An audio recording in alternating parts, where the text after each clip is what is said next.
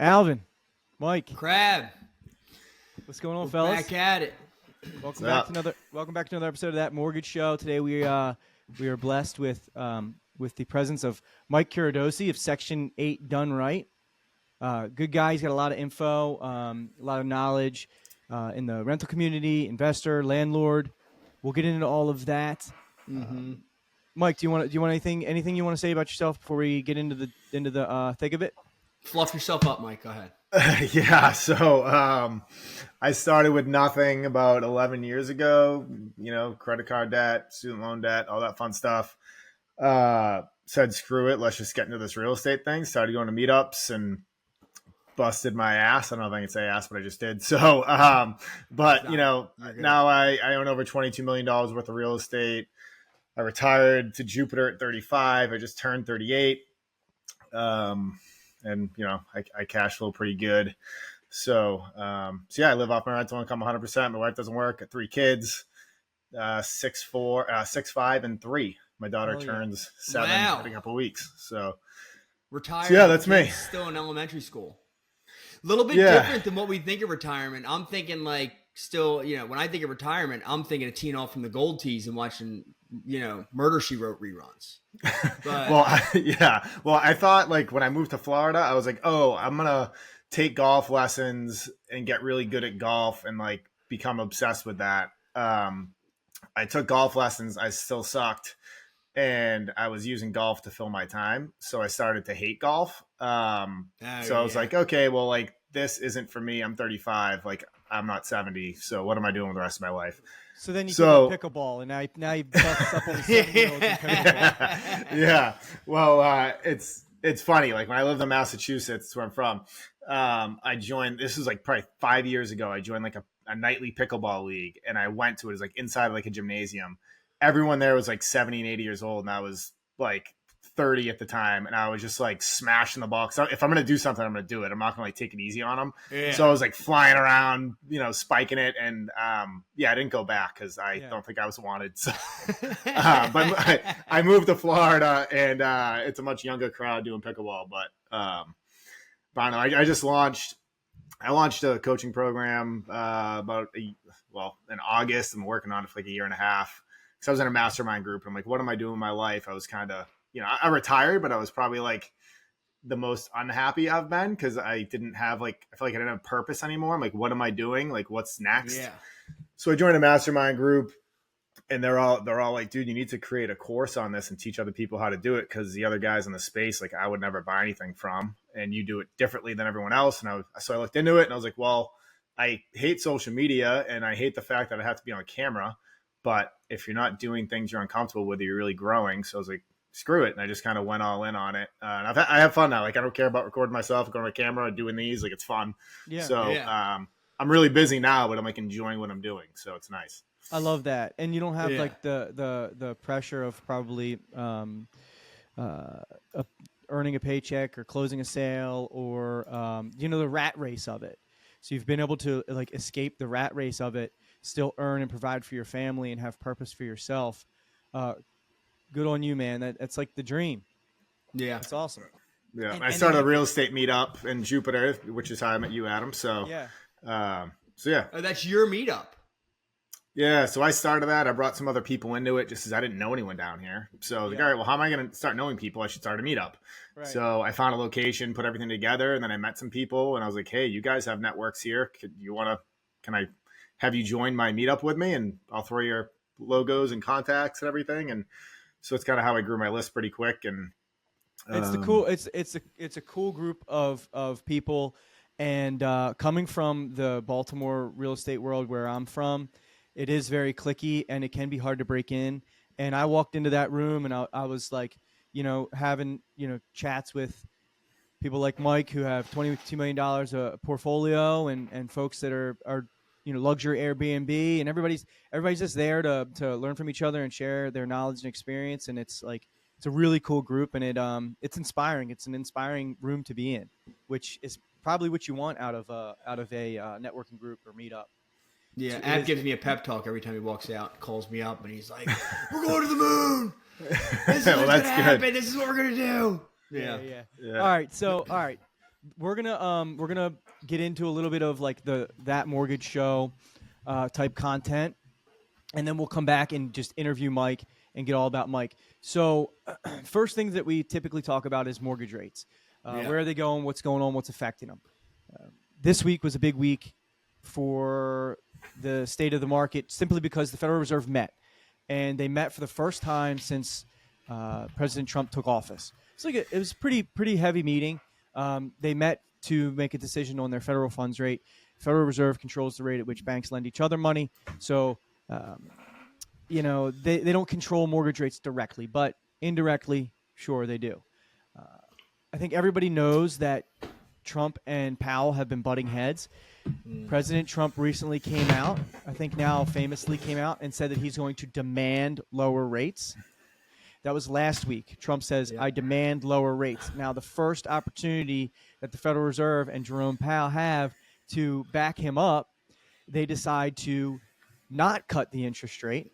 They decide to not cut the interest rate after the last three meetings. They cut it. So it's almost like it was out of blue. Like we're not cutting. Why would we cut? They've been cutting. They've been in a cutting cycle, and they stopped. So real quick, I want to share my screen, and we'll listen to a snip of what Jerome Powell said.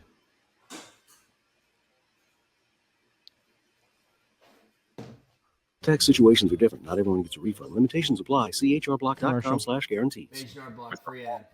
Significantly less restrictive than it had been, and the economy remaining strong, we do not need to be in a hurry to adjust our policy stance. At today's meeting, the committee decided to maintain the target range for the federal funds rate at 4.25% to 4.5%. We know that reducing policy restraint too fast or too much could hinder progress on inflation. At the same time, reducing policy restraint too slowly or too little could unduly weaken economic activity and employment. In considering the extent and timing of additional adjustments to the target range for the federal funds rate, the committee will assess incoming data, the evolving outlook, and the balance of risks. We're not on any preset course. All right, so there you have it. That's what he had to say. I want to hear what Mike and Al have to say about the Fed's decision. And do you think it's a high school beef, or do you think that this is legit and it's the right thing for the Fed to be doing?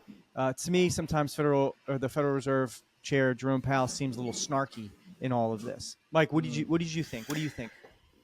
Honestly, I mean, they screwed the economy up so bad during COVID with basically making money free and just like creating all this inflation. So I feel like there hasn't been enough pain in the market yet to really start drastically cutting rates. Like me personally, there should have been a recession like a hard recession during COVID. Like that's when the recession should have happened. And now we should be coming out of it. And, that's when the pain should have been. But they pumped so much money into the economy and made everyone be able to borrow money at 0% interest in some cases. And it screwed everything, right? Like, look, you can't even buy a house anymore. It's just like crazy. Like the prices, like everything, like the stock market's taken, like it's just nuts. So I think there has to be significant pain in order for that rate to come down. And there's just not the pain yet, which is why Powell's like, I'm not moving it. Cause we're our data, like, yeah, Trump can say whatever he wants, but the Feds are going to go off of data. And I don't think they're going to drop until there's significant job loss or like something else in the market that causes like, hey, we got to cut rates so that we don't get into like a deep recession or to get out of a recession. I just don't think we're there yet. Yeah. Okay. Yeah. It's a great point. Yeah. I mean, they cut the last three times and we didn't see much movement on our end as far as, what happens in the 10-year Treasury bill. And that's, kind of directly impacts mortgage interest rates. And in the past, when there was a cut, you saw that correlation, and we haven't seen it, the past few times. If anything, it's been the opposite, right? We've seen interest rates go up. So, Mike, I think you hit the nail right on the head. Like, he's definitely going to wait until he sees some pain, until he sees something that actually, inspires him to do something a little bit different. But I don't think he was upset about the fact that he got to come out and basically be like, suck it, Don. I'm not doing shit. Yeah. It's ironic that he was appointed by Trump, and now they're like they're not cool. So, real quick, I want to share a headline real quick, and Obviously, Trump wasn't happy. So Trump claims Fed Chair Jerome Powell was too busy with DEI and climate change to tackle inflation. You know what? I don't know if that's true at all. I don't know the Federal Reserve stance on DEI, but it's just funny to see Trump speak in that manner. And then let's see. I also want to share Trump's Truth Social meeting. So I'll read this. Because Jay Powell and the Federal Reserve failed to stop the problem they created with inflation, I will do it by unleashing American energy production, slashing regulation, balancing international trade, and reigniting American manufacturing. Blah, blah, blah, blah. Treasury is going to lead the effort to cut unnecessary regulation and will unleash lending for all American people and businesses.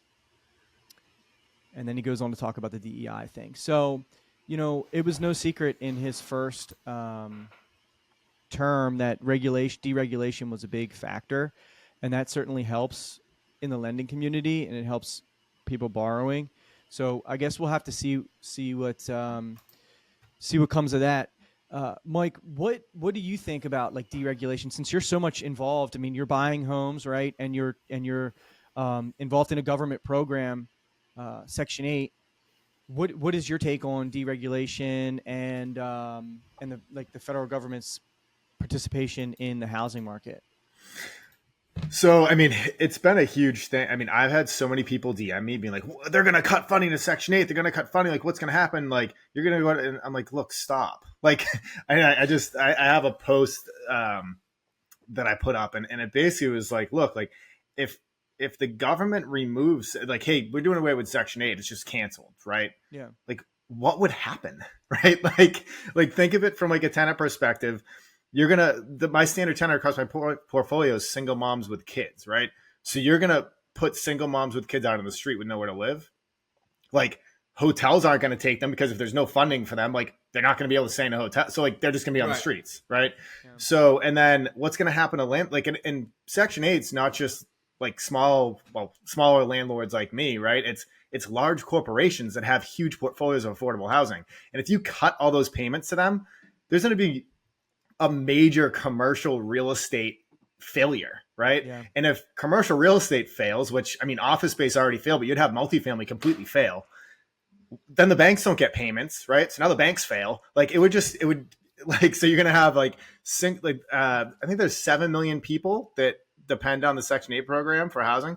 So you have 7 million people on the street, commercial real estate in ruin, and banks failing. Like, that's like, like, we're a third world country. Like, it's not going to happen. Right. So like, it's just been crazy. Like, or is that something just people are worrying about? Well, they saw that Trump was going to like freeze all government spending and cut programs. Like, oh, he's going to cut Section 8. It's like, dude, come on. Like, it's just so unrealistic. Like, it's just wild. So people just overreact. Like, everyone overreacts. Trump overreacts. Like, everybody overreacts. Like, when these things come out, which is why I just don't watch the news. So it's just better that way. It is better that way to go about it, right there, buddy. Yeah. So you mentioned the post you made. I watched that post and I really liked it. One thing that you mentioned that I want you to bring up here is perhaps they're not going to cut the program. Perhaps they'll make it more efficient with technology and whatnot, and that would really help. Is the program? I mean, my involvement with like the federal government is like when I have to go to the DMV. So and that doesn't function. That doesn't function at a high level. So I imagine like people getting these vouchers, the process of you getting approved. Like, could it be better? I mean, yeah. So here's the thing. Like, my property manager now, she worked for the housing authority for like 8 years and like couldn't deal with it anymore. Right. Like, these people work crazy hours and get paid not that much money. Right. So like, if you think of it from their perspective, she managed over 1,000 Section 8 tenants. So like, she's managing 1,000 people's paperwork, intake work, inspections, like all of that stuff. Like, that's just insane. And the paperwork process, like all this stuff is just nuts.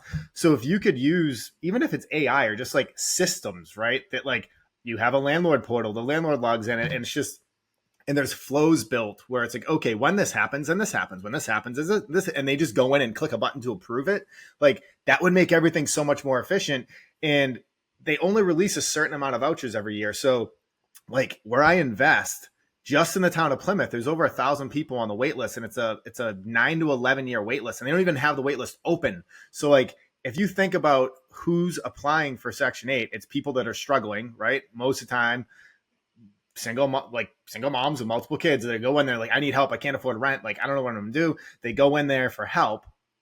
And they're like, oh, sorry, you can't even sign up for the wait list. And it's like, oh, okay. And then when they do sign up for the wait list, it's 9 to 11 years. So it's like, there's no hope. And then the kicker is that once these people get their vouchers, they have 60 days to go find a landlord like me that will accept the voucher.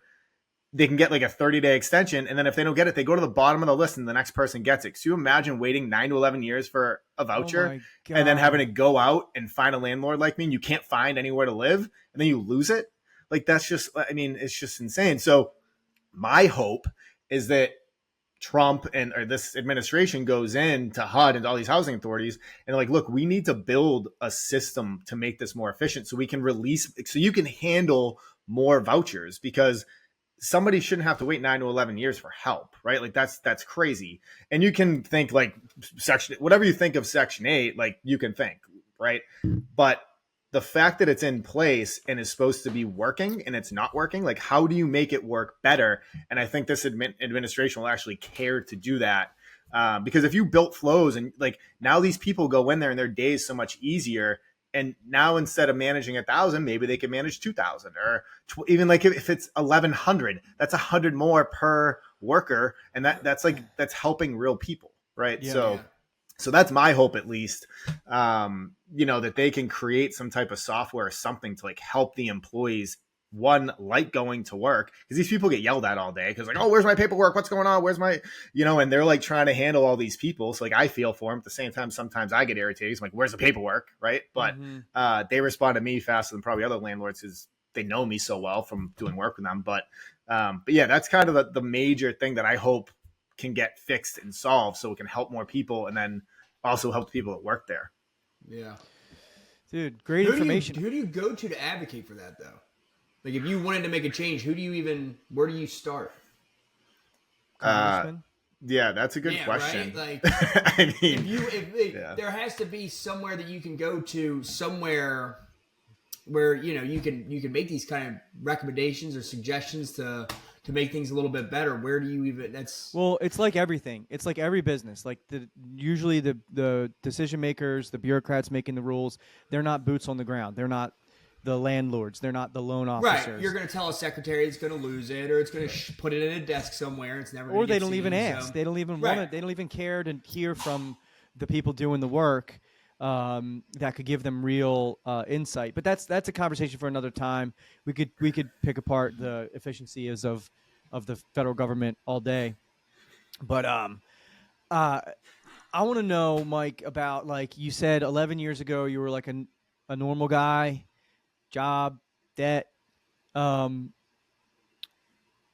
you rewind, like in your mind, think back to that kid and like the decision that you made to go for it, and then like the steps that you took to get that first property?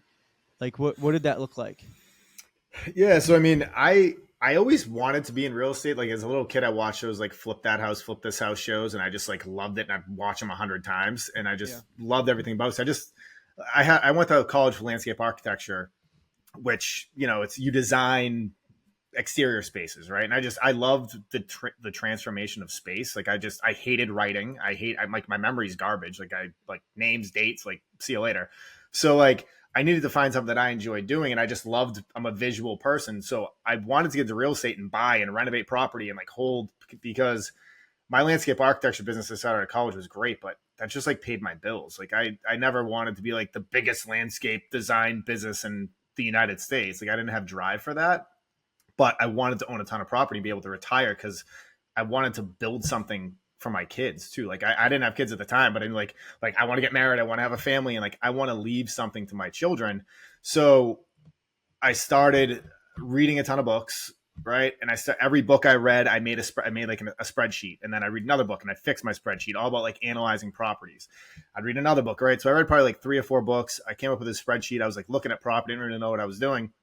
And then I went to my first real estate meetup, and I remember sitting in the car being like, I'm not going in. Like I was like nervous, and I was like, no, like people in here, I'm going to be a joke. Like no one's going to want to talk to me. Who am I going to talk to? What am I talking to them about? And I was like, screw it. And I just walked in, and like that meetup changed my life. I met my hard money lender there, and I met this guy, Jim, who was a real estate agent, and he was doing basically what I wanted to do, but he was flipping. He was like flipping like lower end, like 3-bed, 1-bath, 1,000-square-foot properties. So after talking with him, I was like, I left that meeting and like I was all fired up, right? Like Adam gets after coming with mine. I was like, yeah, like this is what I'm gonna do. This is great. I met these guys, like, because your barriers are in your head. You're like, I have no money, I have nothing. How am I gonna buy a property if I have no money? Like that, like how's that happen, right? And there wasn't like bigger pockets and all this stuff there is now. Like 11 years ago, there was kind of those books you'd read and whether or not you'd believe it or not. But so I got back to my house. I talked to my girlfriend, it's not my wife, and then the next day I emailed the guy Jim that I met, and I was like, dude, I will help you in any way I possibly can. I will work for free. I will like help manage subcontractors. Like, tell me what I need to do. Like, I want to learn from you and be as close to you as I possibly can, because I mean, I forget, I don't know the exact words of the saying, but you're only as close as the 5 people that are close. You're only as successful as like the 5 people you're closest to, or whatever that saying is, right? Yeah. So like, I needed to surround myself with people that were doing this so I could learn from them. And I didn't have money, but I could dedicate my time, right? I could work my schedule, do whatever. So he was like, what are you doing at noon? And I was like, dude, you tell me what I'm doing at noon. So I dropped everything. I met him at noon. He showed me some of the properties he was doing. He walked me through it, like walked me through like some of the construction stuff. And then he was like, I know you want to buy and hold, but I have a great property you could flip right down the street, and I can't buy it because I'm the agent on it. I'm going to be listed in a couple of days. Like, if you want it, like, it's yours. And I was like, done. So then I called the hard money lender and like figured all that stuff out. I walked it, and I did the majority of the work on that property myself. My brother, my father helped me.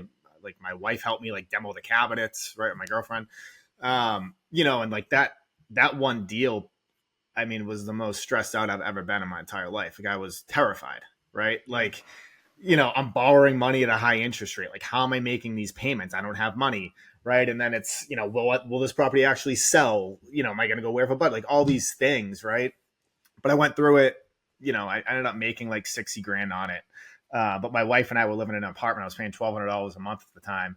And we moved out and moved into the flip like right before it was done, because like I didn't have money to pay rent and make the hard money payments. And like, all my credit cards were maxed out. Like, I got a Home Depot card. That thing was maxed out. Like, so, I kind of went all in, and then we moved in and it sold in like a week. And they were like, okay, well, we have like 45 days to move out now after moving in.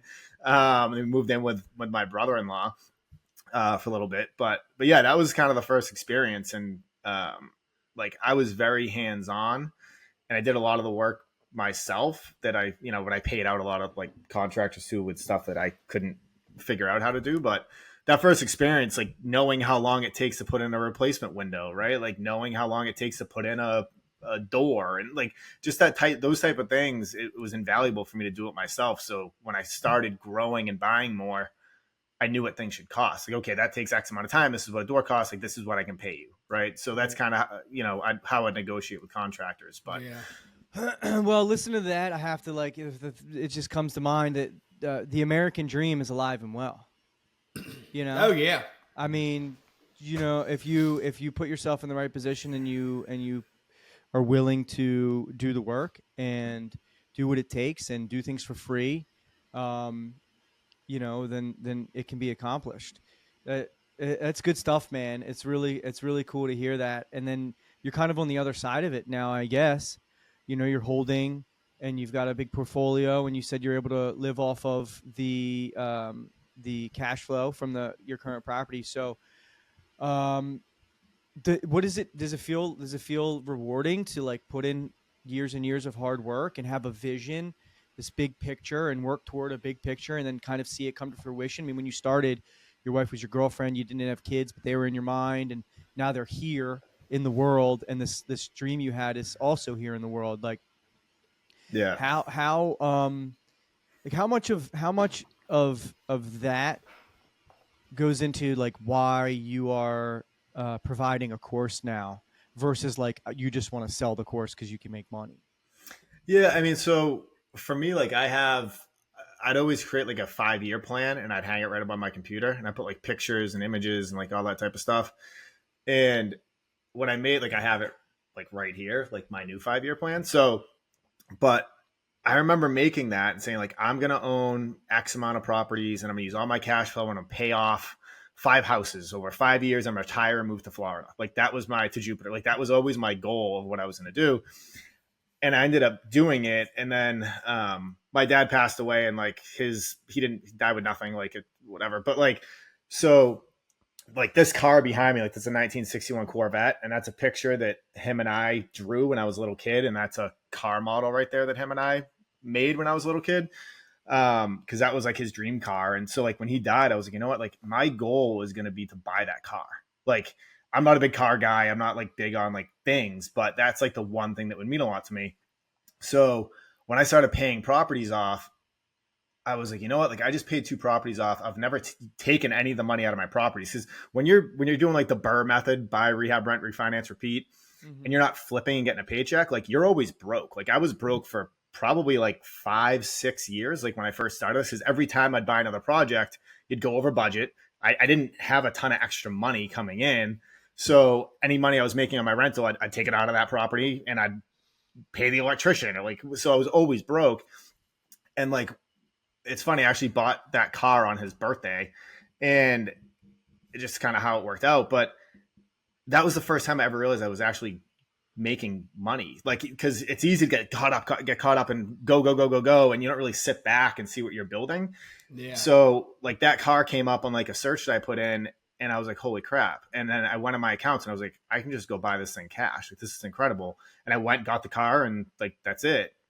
And that was my first like aha moment where I was like, this is like really working, right? Yeah. Like all of this work over the last like 5 years, I'm like busting my ass working every night, every weekend.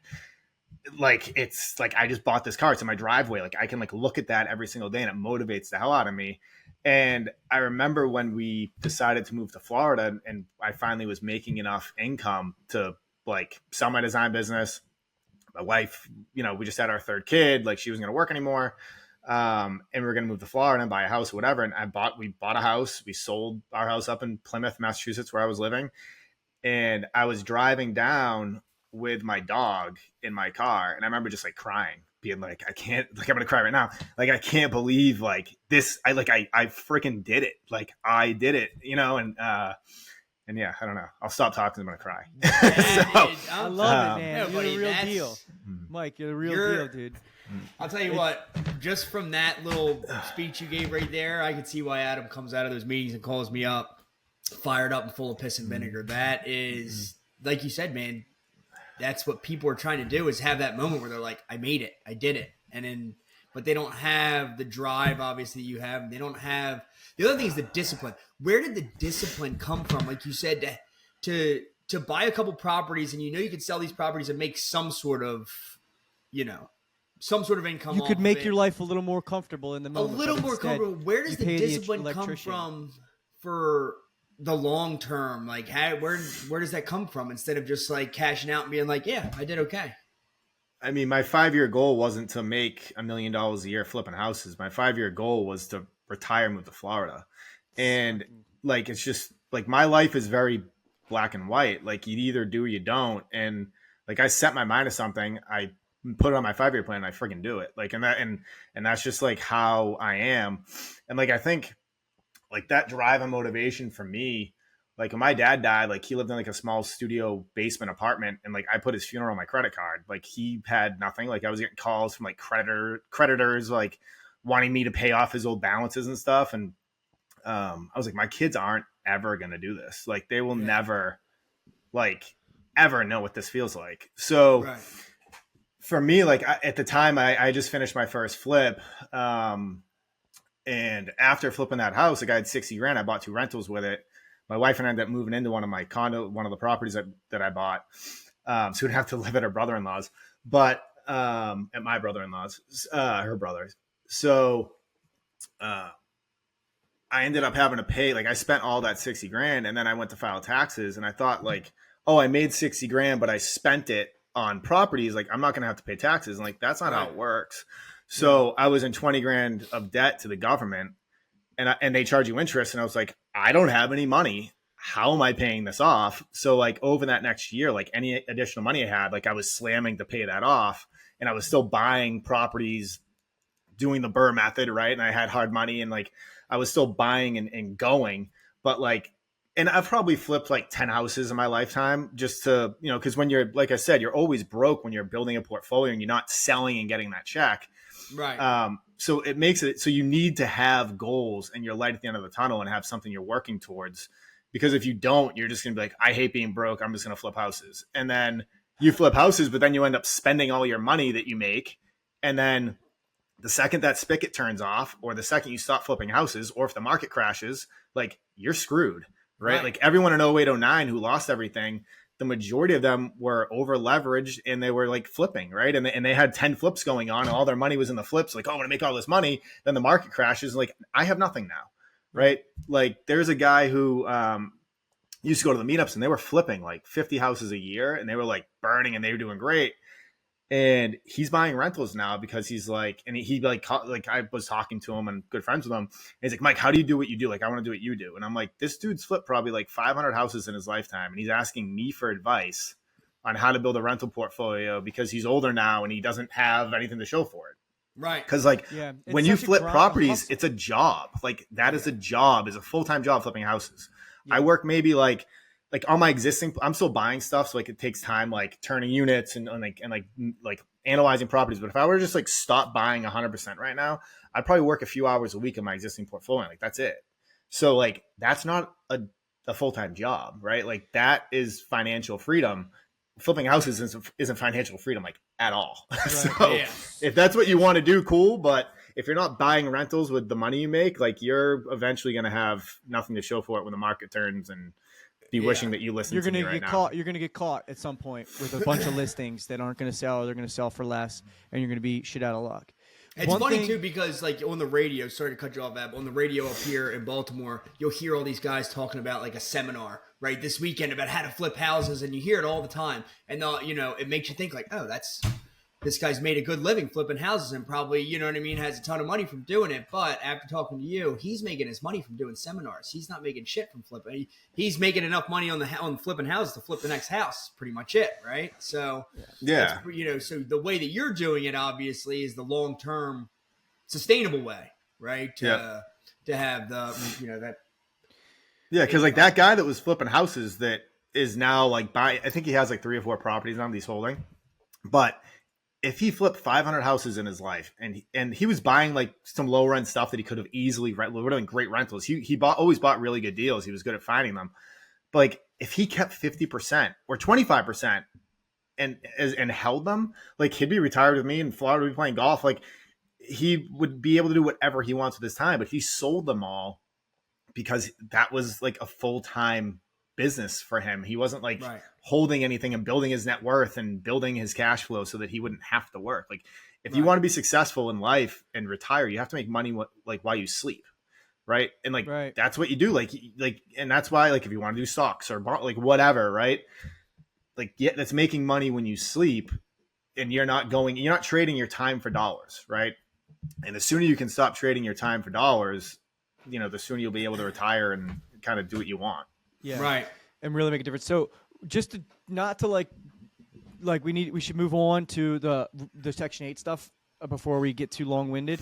But do you think being able to function and move forward when you're seemingly broke is a skill set and something that you have to develop or get hard into, or you can do it and it allows you to like take the step from you know, treading water and keeping yourself afloat because you want to get a paycheck and you want to pay your bills to like, okay, I'm going to feel broke for a while, but there's this bigger thing that I'm working toward, and feeling broke right now is okay. And I'm not going to let it like freak me out.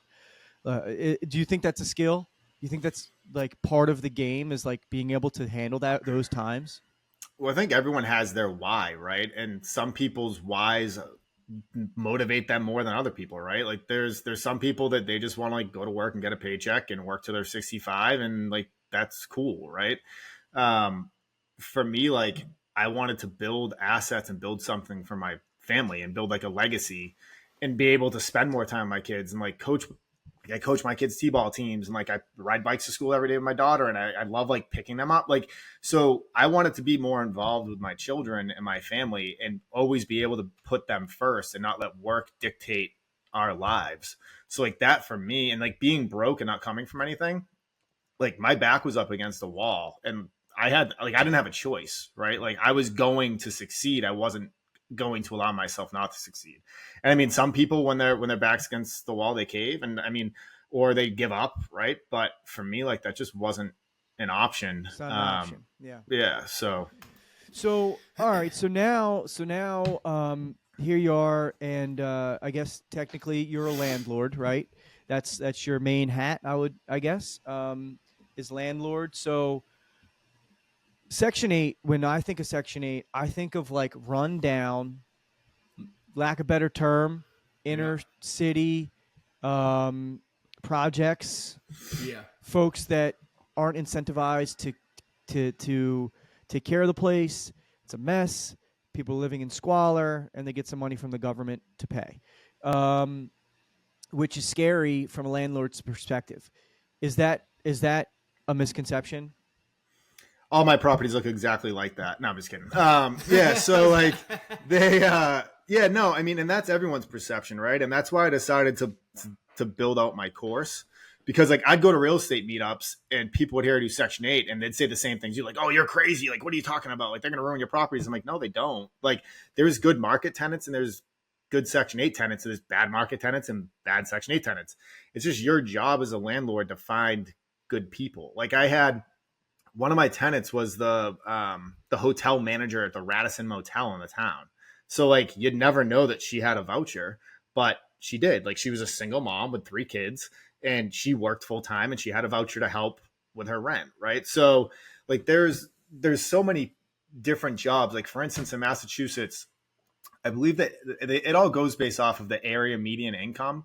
So with a Section 8 voucher, you have to be at or below 50% of the area median income. And there's more vouchers out there now that you can get up to like 80%, which is a state voucher in Massachusetts. But if you need a voucher, if you're a family of 3 people, you can make $70,000 or less and apply for a voucher.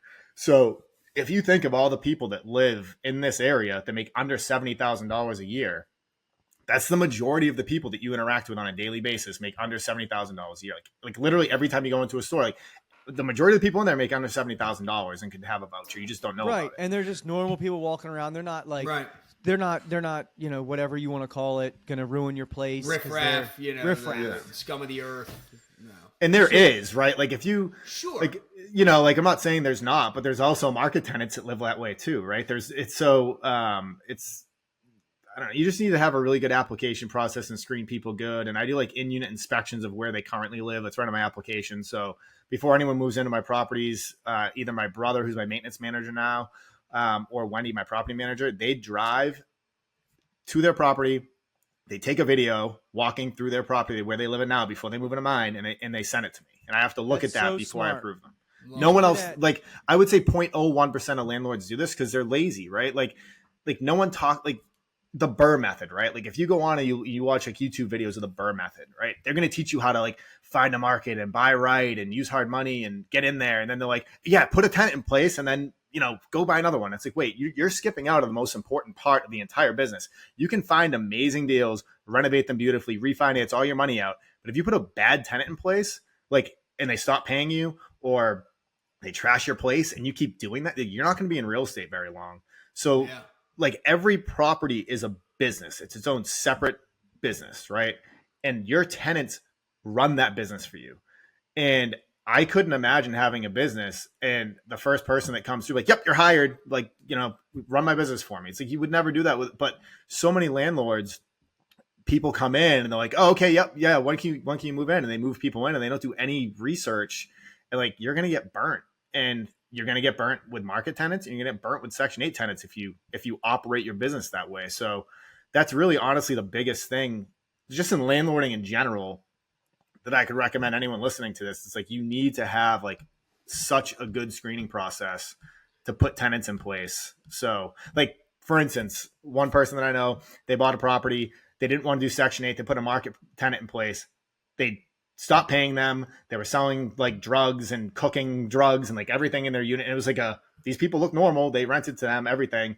And they're like, oh my God, we haven't got paid rent. We're going through an eviction. They absolutely trashed the place. And it's like, yeah, like it doesn't matter if they have a voucher, you know, So, like, how did you come up with that idea to screen people ahead of time? Did you get burned? Did you learn that the hard way? You did, yeah. So yeah, I you mean, were just like, this isn't going to happen again. yeah, I mean, so like I bought 8 units. It was my first like big deal that I did. And it was 4 2-families all right in a row. And when you're renovating buildings, like you're going to be broke, you're going to have vacancy, you're going to have expenses. So like I was doing that, and I had a 4-bedroom apartment that was on the 2nd and 3rd floor, and I was trying to find people for it. Somebody came, they wanted it, and I was like, you know what? Yeah, cool. Like, when can you move in? And like, I knew I shouldn't have rented to them. Like, there was like pea stone going down a walkway, and they were picking the pea stone up and like throwing it like all over the lawn, and like they weren't listening to their mom at all, and they were like rude to her, and and I was just like, yeah, like I don't see this going well. And then like I was like, you know what? I just need someone in there. So I put them in, and they like, it was brutal. Yeah. So like, yeah, there's a reason I do that now, right? Like I It's didn't know such it a all when I simple- first started, so like, Right. fool me once, right? Like whatever, fool me once, jokes on me, fool me or whatever that is. Like, Yeah. if something bad happens, you need to learn from it. Yeah. Because if you don't learn from it, like you're probably not going to be in the business very long, right? So Yeah. like Fool me now once, I do that. Shame on you. Fool me Yeah. twice, shame on me. There it Yeah. is. So now I know to do that. And like, it's just like, if I don't get a video, you're not moving in, period. Yeah. And it's right on my Love rental that. application.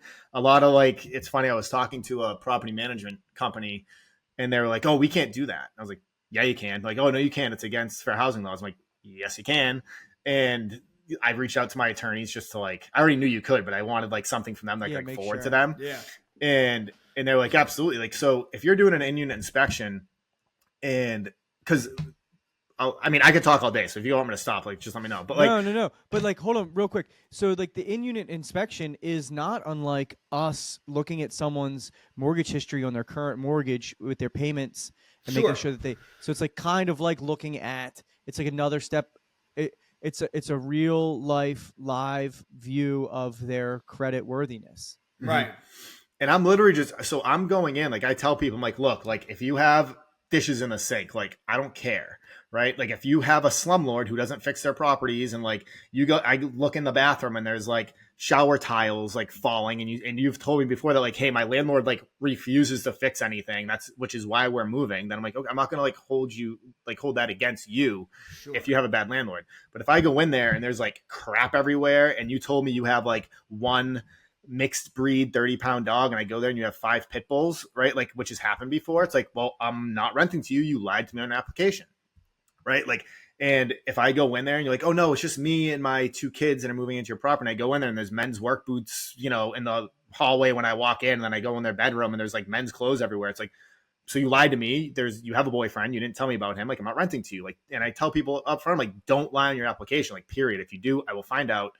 The people lie about their landlord references because they have bad landlord references. So I've talked to brothers, cousins, sisters, friends on Facebook. Like, I know how to find out. Like, I interview the landlord before I even ask them questions about the tenant. Questions that, like, when did you buy the property? Do you own the property in a trust, an LLC, or your own personal name? Like, right off the bat, a brother, sister, cousin, they're going to be like, oh, they're going to hang up. Yeah. So, which has Right, happened, right? So like, and I've right. learned all of these things by like going through hundreds of applications.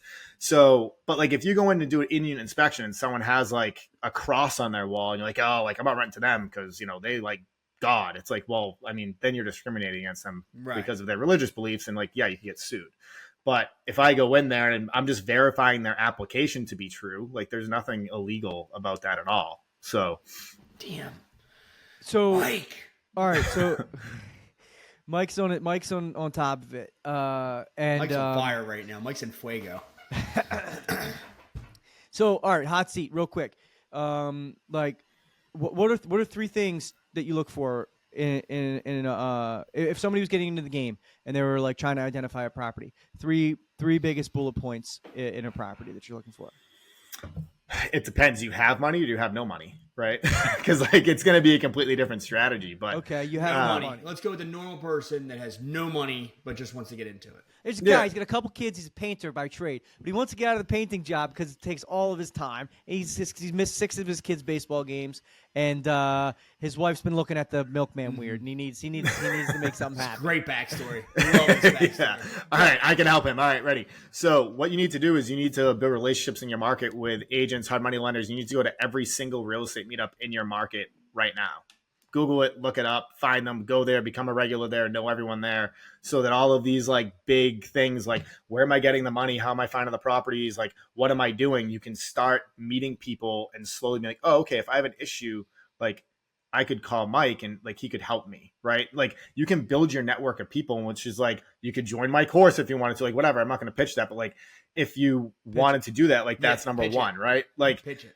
it's like I have a community of people, so I go in there every day and people are asking me questions and I answer them. So like it's giving them that little bit of extra confidence to pull the trigger. Like I can do this, right? Like how do I do this? Well, you Proof of ask me and I'll concept. tell you how, right? Like Right. same thing with you, Adam. Like if you came to my meetup and you had a question for me, like I'd give you my cell phone number, you could call me and I'd help you, right? Like it's, so, and the second thing you'd want to do is when you're analyzing properties and you're looking at properties, I would start going and looking at every single property you possibly can, because the more properties you look at, the more you're going to realize like, yes, this is it, or no, it's not. And at first you're going to go through like, I don't really know what I'm looking for, but eventually the more properties you see, you're going to start noticing things that you didn't before, right? The best way to add value to property if you have no money is looking for a 2-bedroom property that's at about 1,000 square feet or more. Go in there and look at it and see if there's a way you can add a 3rd bedroom, because Section 8 pays based off of bedroom count, not square footage. So if you can go in, and I've done it, this is how I built a lot of my single family portfolio before I started getting into like bigger multifamily stuff. I would look at every 2-bedroom property over 1,000 square feet that's been in the market over 60 days. And I would go look at every single one of them. I would go in if I could add a 3rd bedroom. Like, and it's very important too. If you're going to add a 3rd bedroom, like you need to think about who your tenant's going to be. Your tenant on a 3-bedroom house is going to have, it's probably going to be, it could be a mom and a dad, right? And 2 kids. It could be a mom and a dad and 3 kids, right? So kids can share a room. So you're going to have between 3 and 5 people most likely living at this property. So if you go in and you're like, oh, like I'm just going to remove the living room and have like an area where you can only fit a love seat, like it's not going to work, because when people walk through it, they're like, well, where's our couch going? You know what I mean? Right. Like, so you need to make sure that those spaces still make sense. Like they're going to need to sit down and eat. Like, is there an area for a table and chairs, right? To like sit down and have dinner, right? So without removing those important spaces, like if you have a bedroom, like I bought a place once that had a living room that was like 12 by like 25. I'm like, this living room is massive. So I ended up cutting 12 feet off of that living room. So I still had a 12 by 13 living room and a 12 by 12 bedroom, which is big. And I made it from a 2-bed to a 3-bed, like perfect, right? Like now you're using that space better. I bought it at a 2-bedroom price. I got it appraised, like after I went in there and renovated it, it appraised at a 3-bedroom appraisal comp, right? So you're adding value right there. So you can start pulling 3-bedroom comps. Well, you're and adding value, and you're able to get somebody who has a higher voucher, and you can Yep. pay more, they can pay more rent, right? Yeah. So now, now it makes sense. And because the voucher, like in my area, jumps like $600 between a 2-bedroom and a 3-bedroom. So like it jumps substantially. So if you can find 2-bedroom properties, add a bedroom and then go in there and refinance it, and you can refinance it at a 3-bedroom price. Like you're adding layers of value that you can put on a single property. Is there a specific zoned area in a city, county where one of these houses has to be to qualify for Section 8? Is it just AMI? No, so like there's 2 different types of vouchers. There's project-based vouchers, which is what a lot of people think of when they think of Section 8, which are the projects, right? Like you go in and it's a huge housing community, right? Government housing. Yeah, like those are project-based vouchers, right? What I work with are called housing choice vouchers. And that's when somebody goes in, gets on a wait list, eventually gets a voucher, and they get to choose their own house, right? Housing choice voucher. So they can go live wherever they want, as long as the rent is at or below the payment standard, which is released by the housing authorities every year. And each housing authority does not pay the same amount of money either. So like HUD puts out fair market rents every single year. And then the housing authorities base their payments off of HUD's fair market rents. So some housing authorities pay 100% of the fair market rent released by HUD. Others can pay up to 120%. So like there's a huge spread there. So like when I'm renting a building out for, say, a 3-bedroom, I can get between like 3,000 and 3,600, right? Because there's like that spread of that 20% difference depending on where their vouchers through what housing authority they're with and the type of the voucher. So, But you could go into any municipality. You're a private owner. You own the house. You're the landlord, and then you can decide if you accept the voucher or not. yeah, because it's discrimination if you don't, right? I mean, so there's certain states and certain counties and stuff where you actually can discriminate. It's called source of income protection laws, and some states have them and some don't. Like some states don't have them at all, so you can be like, no, you have a voucher, I'm not accepting you. But in certain cities within that state, it's illegal to do that, right? So like you have to know. HUD has a really cool website that you can actually look at a map. And if anyone wants that, you can DM me on social media. It's Section 8 Done Right on Facebook, Instagram, and I can send you a link to that. But you can look in your state and see if you can like discriminate against vouchers. And then like some landlords, but still in Massachusetts you can't. And every single time a Section 8 tenant calls me about a property, they say, "Hi, do you accept Section 8?" Like almost every single time. Or if I have a listing on Zillow or something, the first thing they say is, "Do you accept a Section 8 voucher?" Because why are they asking you that? It's because when they call other landlords or reach out, like, "Sorry, I don't accept Section 8." Right. So, which is, I mean, those people just probably don't realize that there could get sued in Massachusetts. Right. But no, you can because the whole point of the voucher is so that you mix people without vouchers with people with vouchers to create like a stable community, right, of different income sources and let them live amongst people. Because if you only have like one area of town that like accepts Section 8, like you're steering people to live in a certain area of town, right? So, I mean, it kind of does that anyways, because generally, like if you're an investor and you want to go buy a 3-bedroom house and there's an area of town that it's 100,000, another area that's 300,000, like you can't buy the $300,000 house and have it make sense. You're going to go buy the $100,000 one, but you better make sure that it's in a good area, because if it's not, you're probably going to be a slumlord over time. So you're going to get bad tenants, and everyone next to you is not going to care about their property. And then like, how can you care about your property when all your neighbors don't? And like, you can't keep a good tenant because they don't want to live there. So we're coming up on an hour. Oof, man. That went by fast. I feel like it either. Yeah, I was going to say. It's been a really, really great and packed show. Let's get into your social media and your training course for the last couple of minutes. So Section 8 Done Right. What does that mean? So you can do Section 8 right, or you can do it wrong, right? And when I was looking, like when I first got told, like, hey, you should create a course, I looked into like the couple big players in the space and like their marketing and their social medias, and I'm like, I would just never buy from them, like ever. Like I don't see myself in them at all, and like they're not really teaching this correctly, like how to do it and how to like just. They're basically teaching you like buy a house and be a slumlord and like just make money, and it's like that's not. I mean, you can do that and make money if you want, but like that's not how I've ever operated my business. So like my goal is to like educate people on the voucher program, how to be a good landlord and how to make money doing it. Right. So it's helping out the entire thing. Like I care about my tenants. I want them to have a good, stable place to live. Right. Like I think the most important thing in somebody's life, I think, is stability. Right. And that's going to be like stability in family, I think, is probably the most important.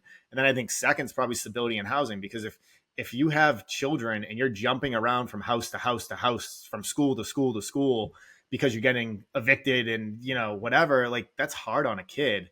So I think if you can give them stability in housing and they know where they're getting off the school bus, they know they can have the same set of friends. And like, I think that's huge for helping families out, right? Like I can't control their family, but I can give them a great place to live where they can celebrate holidays and like have all their great childhood memories. So right for you is like the old fashioned right is right and wrong is wrong.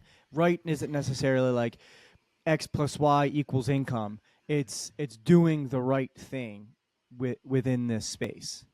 Yeah, That's I mean, in some markets right now we're getting saturated with Section 8 rentals, but like you look at the rental product and you're like, people are just putting out crap product. Like how do you differentiate yourself so that you get really good tenants? And like a Section 8 tenant, according to HUD, stays an average of 8.75 years in their rental, right? So like if you can renovate your property a little like nicer and have like a dishwasher and washer dryer hookups and care about it and be a good landlord, like your tenants will stay forever if you find good people, which limits a landlord's single highest expense, which is tenant turnover and vacancy, right? Right. I didn't know So- that. That's a huge stat right there. 8.5 years. Like if you're renting to, if you're just a normal rent, like it's a year to year thing. Like Right. you might be replacing people every year or two.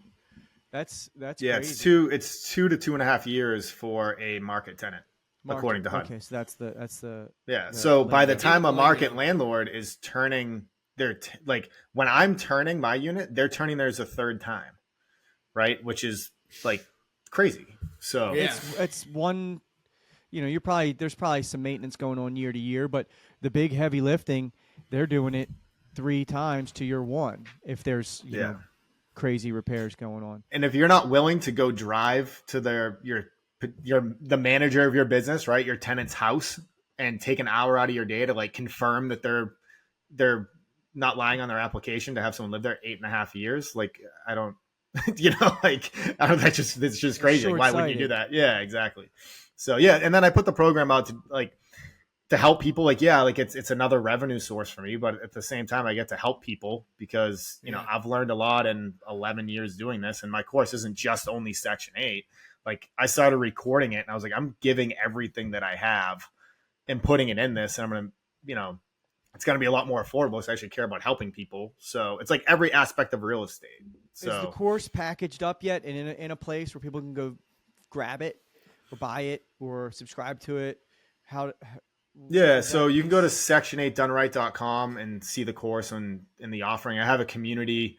It's $97 a month. The first month is free to be in the community. So you can go in there and look. And if you're not into it, just shoot me an email. I'll cancel it before you get charged anything. So, and I have a ton of vendors in there that I've interviewed, so different lenders and different business line of credit people to help you if you have an LLC to get funding, and Oh, that's cool. and just different things that will, how can I, right? It's like, no, like this is how you do it, so you got the how to and you have the resources. Mhm. Yeah, exactly. That's cool. I think that's a difference maker, big time. That's one of the hardest part is like somebody can tell you how to do it, and then like you got to go put all the pieces together. That can be difficult. Finding those resources. Yeah. So section8doneright.com.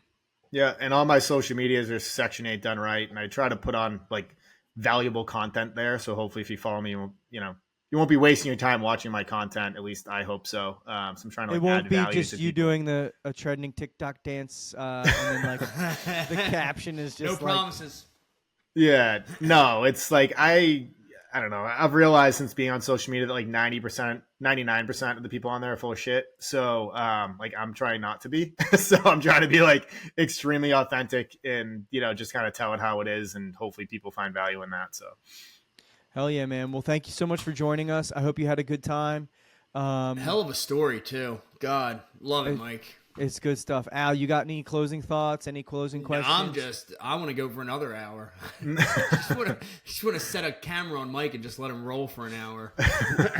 That's the Start problem. to finish, buddy. That's the Yeah. problem, man, It's- with this type of thing. Like you could find yourself like 2 hours in, and it's a big ask for somebody Yeah. to consume it. oh, yeah. Especially when you get somebody good, because you can have somebody on where it just feels like you're just trying to pull words out of them. But you get a Mike Curadossi in here, who just wants to inspire people and deliver knowledge. Some Just of the help shut best things some of down. the best shows are when Al and I aren't talking much. Yeah. So we will we'll do our best to push this out. We appreciate you coming on. You're a big guest Absolutely, for us. Mike. It's not like Yeah. we're some big podcast, so appreciate you coming. Appreciate you being an open door for me at the meetup, and great crew of guys. So yeah, man, we'll see you around South Florida, and I hope a ton of people buy your course and you help a lot of people do Section 8 right. Thank you. I Absolutely. appreciate it. Thanks for having me on, guys. It was fun. All right, Absolutely, Mike. Thank you, buddy. have a All great right, see ya. weekend. Yeah, you Later. too.